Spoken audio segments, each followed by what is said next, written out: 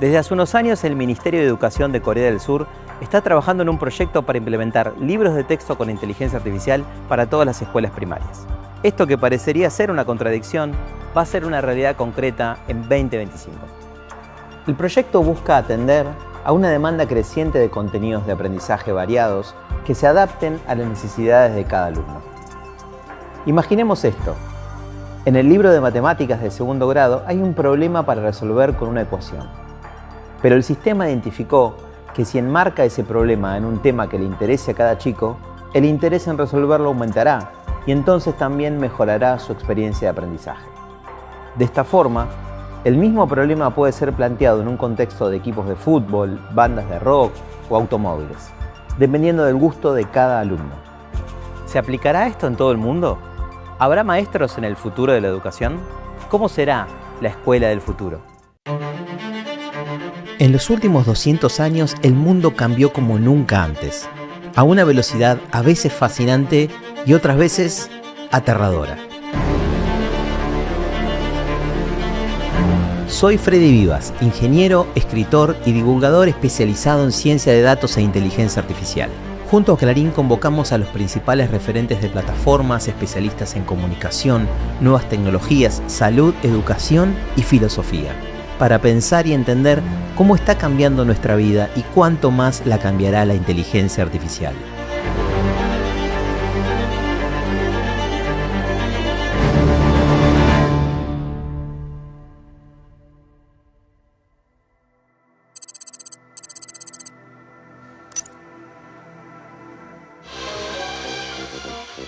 Estudios realizados en Japón revelaron que los niños adaptan rápidamente su comportamiento y lenguaje al tratar con robots.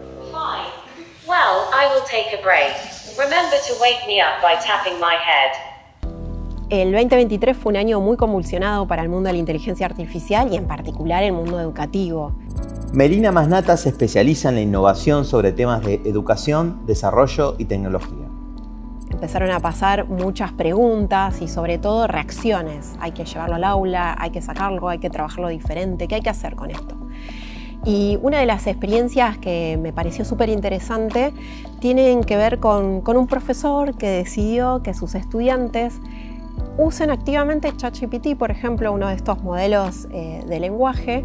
Dijo, bueno, vamos a usar ChatGPT. Todos sus estudiantes miraron como, wow. Estábamos usándolo, pero nadie lo estaba de alguna manera diciendo abiertamente o blanqueándolo. Pero les voy a pedir algo diferente, que es que busquen la mejor manera de usarlo, que yo los voy a evaluar por el prompt que crearon. Y así sucesivamente aparecieron temas donde tenían que crear modelos predictivos, pero le iban pidiendo a esta inteligencia artificial la mejor manera de hacerlo. ¿Qué pasa? En ese proceso aprendieron que no siempre es la solución y empezaron a tensionar y a aprender que no era solamente pedirle cosas, sino pedir de una manera asertiva, pedir de una manera experta, pedir de una manera creativa.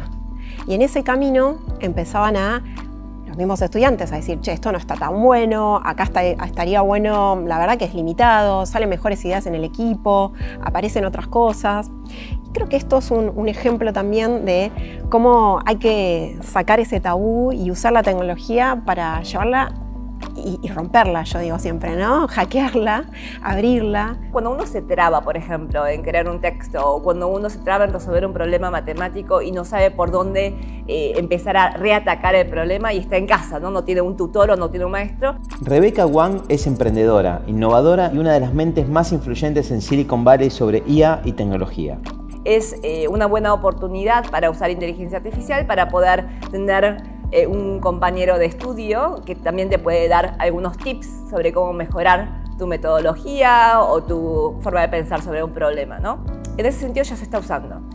En términos de la clase en Estados Unidos, los profesores lo están usando muchas veces para también corregir las entregas, los reportes, etcétera, los exámenes de los estudiantes, porque hay partes de ese proceso que es muy mecánico, que no necesitamos los profesores y los maestros ver cada respuesta, pero sí, claro, explicar después y poner en contexto los resultados. Eso sí lo hace el humano, pero también podemos usar inteligencia artificial para hacer la primera lectura. Algunos gobiernos como es el caso de Gran Bretaña, están analizando la posibilidad de incorporar herramientas de inteligencia artificial como asistentes virtuales para reducir la carga de trabajo de los docentes, tanto en la generación de planes curriculares como en la implementación de recursos didácticos, corrección de tareas o redacción de informes. La IA tiene la posibilidad de reducir la cantidad de tiempo que los docentes invierten en estas tareas. De esta forma, distintas teorías sostienen que los docentes podrían enfocarse más en la enseñanza y apoyo de sus alumnos, haciéndolo de una forma más personalizada y cercana. But I think we're at the cusp of using AI for probably the biggest positive transformation that education has ever seen. And the way we're going to do that is by giving every student on the planet an artificially intelligent but amazing personal tutor. And we're going to give every teacher on the planet an amazing artificially intelligent teaching assistant. Japón el año pasado, en el 2023, cuando estaba explotando todo lo que tiene que ver con inteligencia artificial, se dio vuelta a pensar diferente la formación del sistema educativo. Y de hecho ya empezaron a incluir parte de estas reformas que están accionando, pero cuando mirás en qué están formando, no están formando en lo que nos imaginamos como un futuro súper tecnologizado, o cuando pensamos en Japón vemos esos escenarios de alguna manera futuristas y reales y concretos y en tiempo real, pero fueron a las bases, fueron a pensar que iban a construir a la ciudadanía del futuro. Y la ciudadanía del futuro implica una persona que pueda entender de historia, que pueda hablar idiomas, que pueda tener habilidades matemáticas, no saber de matemática, pueda intervenir y trabajar con un mundo mucho más globalizado. Entonces los conflictos son más globalizados. Vos hoy cuando tenés que ir a trabajar, si trabajás a distancia o de manera remota, por la computadora o a través de la tecnología, la realidad es que tus grandes problemas son los humanos y los temas culturales, ¿no? A veces cuando trabajamos en empresas o en ambientes con proyectos grandes de tecnología, lo que más nos pasa es, esta persona es de tal país y tiene esta cultura, entonces si le pido esto, le tengo que pedir esto de esta manera. Entonces Japón ya vio eso y está trabajando además en una formación de un perfil de ciudadanía global que pueda dialogar, que pueda tener menos conflictividad. First thing we all have to do and influence all the people around us is to stop this nonsense about kids are using ChatGPT to cheat. Right? This is not cheating any more than using Word or Photoshop. The kids, when they go into the workplace, are going to be measured based on the final output of their work. They're not going to be measured on what did you use ChatGPT, did you use Google search. So I think we need to encourage people to harness AI and use all the tools so that they can be the best that they can be. En 2023, el Ministerio de Educación de Chile desarrolló una serie de directivas para que los docentes puedan incorporar a las aulas los grandes modelos de lenguaje como ChatGPT. Este documento buscaba ofrecer pautas específicas para profesores y estudiantes, con el objetivo de que puedan sacar el mejor provecho de estas herramientas. Veamos uno de los ejemplos. Supongamos que un docente de física quiere enseñar a sus alumnos sobre los fenómenos luminosos. Podría, por ejemplo, pedirle a un asistente virtual, como ChatGPT o cualquier otro, que lo ayude a pensar 5 actividades sencillas y divertidas para que los estudiantes puedan realizar en el aula, ejemplificando las características y propagación de la luz. Veamos qué nos responde. Aquí te presento algunas ideas para que los estudiantes de 12 años puedan realizar en el aula y así entender las características y propagación de la luz. Experimento con espejos. Prisma y espectro de colores. Construcción de una caja de sombras. Experimento con lentes convergentes y divergentes. Experimento con el arco iris en un vaso de agua. Espero que encuentres útiles estas ideas. Geoffrey Hinton es un informático británico conocido como el padrino de la inteligencia artificial, un referente indiscutido en todo el mundo. ChatGPT knows much more than any one person. If you had a competition about, how much you know, it would just wipe out any one person. Do amazing at bar trivia. Yes, it would do amazing, and it would do amazing, and it can do it can write poems. It can, they're not so good at reasoning. We're better at reasoning. We have to extract our knowledge from much less data. So we've got 100 trillion connections, most of which we learn, But we only live for 1 billion seconds, which isn't very long. Antes de seguir, es muy importante destacar algo. ChatGPT, como otros modelos de lenguajes, no es una herramienta creada específicamente para ámbitos educativos. Es una herramienta diseñada para conversar, para hablar como los humanos, y realmente lo hace muy bien. Pero, si bien no está entrenada especialmente para crear programas educativos, ni para diseñar actividades en el aula, hay algunos usos interesantes de esta tecnología en la escuela. Los profesores podrían utilizarlo no solamente para planear actividades, sino también para redactar informes de cada alumno en base a información recopilada durante el año. De esta forma, pondríamos en lenguaje natural toda una serie de datos que obtuvimos durante el ciclo lectivo para cada alumno, alivianando una tarea, pero también permitiéndonos dedicar más tiempo a la obtención de esos datos que mencionábamos. La inteligencia artificial generativa podría ayudarnos a ilustrar exámenes para cada alumno o generar problemas matemáticos personalizados, logrando así un mayor involucramiento de los alumnos. Actualmente existen otros desafíos si queremos usar este tipo de sistemas en la escuela. Por ejemplo, el hecho de que muchas veces respondan con información falsa cuando no tienen la respuesta adecuada, o presenten información desactualizada o demasiado genérica cuando se espera una respuesta específica y actual. También podrían llegar a citar fuentes inexistentes o confundir términos. La capacidad alucinante que tienen los grandes modelos de lenguaje natural, de generar oraciones, frases, palabras con mucho sentido. Agustín Di Salvo se especializa en el cruce de la filosofía y el desarrollo de la ciencia de datos. Casi articular algo así como la comprensión, ¿no?, de lo que nosotros le decimos y de lo que nos responde y demás. Esta cuestión que es tan fascinante cuando uno la ve, no termina, o mejor dicho, oculta el hecho de que por cómo funcionan estos modelos en realidad no entienden nada de lo que dicen y no entienden el problema tampoco que están tratando de resolver. Entonces, tal como un loro, pueden repetir con cierta solvencia, ¿no?, lo que escuchan, lo que han leído y demás, pero la parte estocástica alude a el hecho de que el modelo, por ser un modelo finito y contra el problema del lenguaje, ¿no?, que es un problema que es prácticamente infinito en complejidad, en ese desfasaje que hay de capacidades, el modelo en algún momento tiene como que inyectar una cuota de aleatoriedad que viene por el mismo margen de error que tiene el modelo, ¿no? Por el mismo hecho de que no logra comprender por completo el problema. Entonces, en ese sentido, parece creativo, parece que piensa como una persona, parece que nos habla como si hubiera un otro del otro lado, y sin embargo, en realidad no hay nada de todo eso. Todo esto sucede porque, como decíamos, su algoritmo prioriza brindarnos una respuesta que se parezca a la que daría un humano, y no tanto el contenido de esa respuesta. Así todo, puede ser una herramienta muy útil si sabemos cómo usarla y también si conocemos sus limitaciones. Yo recorro muchas escuelas del mundo y me pasa que cuando veo dónde las cosas cambian más es cuando de pronto una persona que está en un proceso espectacular de aprendizaje se da cuenta que puede hacer algo con su conocimiento. Y a veces la tecnología es el camino donde con una aplicación mejoran la fluidez o la comprensión lectora, ¿no?, o algún procesamiento matemático.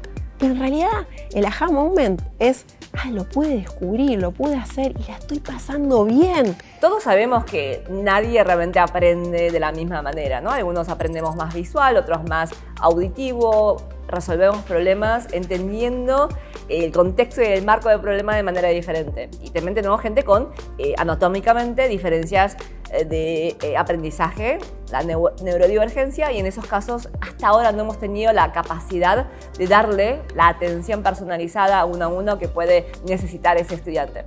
Con la inteligencia artificial tenemos a ese tutor. De hecho, Khan Academy acaba de publicar una aplicación que te permite acceder a ese tipo de apoyo.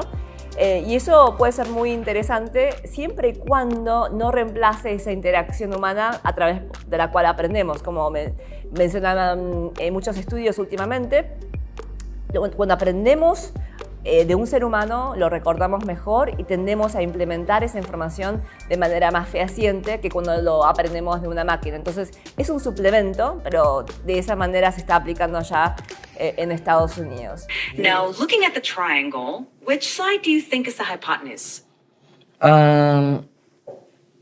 Remember the hypotenuse? I'm not totally sure. I think I think it might be this one, but I really am not sure. This side AC. You're close. Actually, side AC is called the adjacent side to the angle alpha. The hypotenuse is the longest side of a right triangle and is directly opposite the right angle. Can you find which one is the hypotenuse? Oh, okay, I see. So, I think the hypotenuse is this really long side from A to B. Would that be correct? Exactly. Well done. Cuando pensamos en la historia reciente de la educación, nos damos cuenta que el sistema educativo al cual estamos acostumbrados y en el cual proyectamos nuestro futuro no tiene más de 200 años. Bueno, el sistema educativo como lo conocemos en realidad se perfeccionó con la revolución industrial, porque si vemos hay un gran paralelismo de lo que era esa época, de lo que pasaba con los tiempos, con la manera de entender el conocimiento, ¿no? Parcializado, ordenado, y eso se traduce en qué pasaba en la escuela. Entonces, si de alguna manera queremos ver el producto de ese sistema educativo, tenemos que conectarlo con esa revolución industrial. Ahora estamos viviendo otra revolución y se perfeccionó tanto el otro sistema, el educativo, que le está costando permearlo. La educación moderna surgió a mediados del siglo XIX y también fue hija de una gran transformación tecnológica, la segunda revolución industrial. En este momento se pensaba en la importancia de formar a los trabajadores que luego ocuparían los puestos de trabajo en las grandes industrias. Pero quizás esto ya comienza a volverse anacrónico en el mundo actual. No quiero decir que los niños ya no tengan que aprender a leer y escribir, ni tengan que formarse para el trabajo, pero los desafíos sin duda son distintos. ¿Cuánto tiempo puede estar un niño expuesto a estas tecnologías? ¿Cómo lo formamos para trabajos que aún no están inventados? ¿Cómo será un aula del futuro? Cuando pienso en la educación del futuro, pienso mucho en los problemas del presente, pero el problema entendido como eso que nos va a movilizar y motorizar a resolver. Y tenemos escenarios muy complejos y muy urgentes. Por ejemplo, el cambio, la crisis o la acción climática, como lo querramos llamar, ¿no? Ahí hay un desafío grande. Entonces, a veces estamos pensando en la hipertecnologización, pero también por otro lado vamos a tener la disponibilidad. Y por otro lado, si hay un apagón tecnológico, ¿qué pasa en el camino?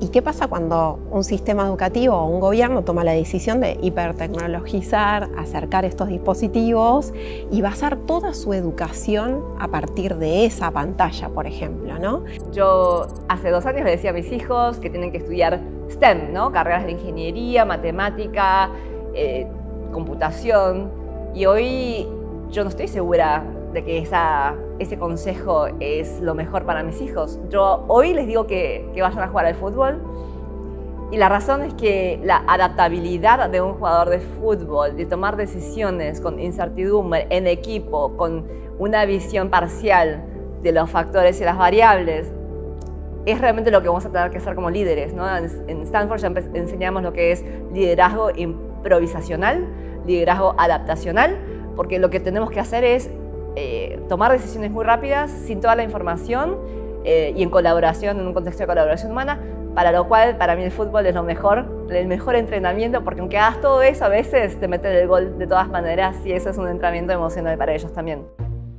红色是表示你的专注力显示得很高。 Teachers at this primary school in China 蓝色是走神了。 know exactly when someone isn't paying attention. 白色就是你可能跟网络还没有连接好。 These headbands measure each student's level of concentration.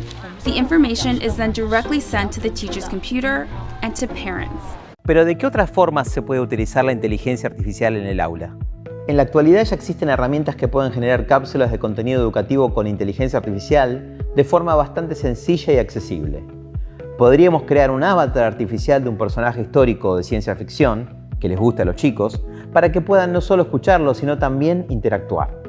Imagínense a San Martín contando en primera persona cómo fue el cruce de los Andes, o a Alan Turing explicándonos cómo pensó el origen de la computación. En este sentido, las posibilidades son infinitas. Pero este nuevo paradigma no solamente va a transformar la manera en la que aprenden los chicos en el aula. Bueno, el aprendizaje para toda la vida es algo que siempre nos pasó. Ahora hay estudios, hay investigaciones y hay un ordenamiento y un entendimiento de que las personas vamos a vivir más tiempo, que la capacidad productiva a veces es mejor en un determinado momento de la vida. De hecho, por ejemplo, yo que me dedico también al mundo emprendedor tecnológico, las personas que emprenden en tecnología son mejores cuando tienen a partir de los 50 años, y esto tiene que ver con la experiencia adquirida, el conocimiento, el cómo nos estamos parando frente a la vida. Y esto que estoy trayendo tiene que ver un poco cómo nos vamos a reconfigurar. Si nos pensamos o nos imaginamos en las profesiones, empiezan a estar un poquito más transformadas, bastante más transformadas, pero las tradicionales, si se quiere, medicina y demás. Pero a su vez se necesitan otras habilidades, se necesitan otras carreras. Y yo a veces pienso más que la palabra carrera, pienso más como la idea de la ocupación. Que la ocupación no es un oficio, no es una carrera, no es una profesión. Es en dónde estás ocupando tu tiempo. En la vida de los humanos del futuro, la etapa formativa se va a extender cada vez más, solapándose con el trabajo. El aprendizaje a lo largo de la vida va a ser una realidad muy presente, y ya son muchas las organizaciones que están trabajando para adaptarse a esto. Reino Unido, por ejemplo, ya creó un fondo de derecho al aprendizaje permanente que va a empezar a funcionar en 2025 y permitirá generar préstamos para las personas de más de 18 años que busquen capacitarse. Alemania desarrolló distintos institutos para el aprendizaje específicamente enfocado en adultos, y el mismo tipo de políticas se repiten en varios países de Europa y Asia. Over the course of the last 10 years, 15 years, almost everybody who sits on a stage like this would tell you it is vital that your children learn computer science. Everybody should learn how to program. And in fact, it's almost exactly the opposite. It is our job to create computing technology such that nobody has to program.